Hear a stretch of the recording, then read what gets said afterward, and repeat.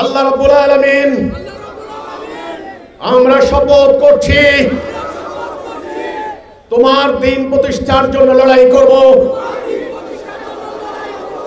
তোমার খেলাফত করব,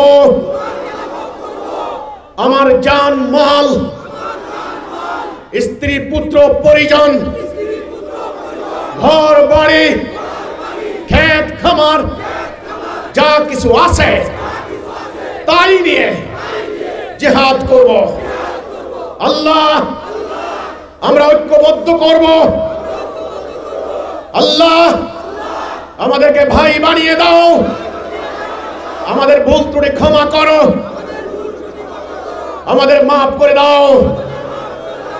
আমরা আর মানুষের দাসত্ব করতে চাই না, আমরা আর ইবলিসের আনুগত্য করতে চাই না। আমিন।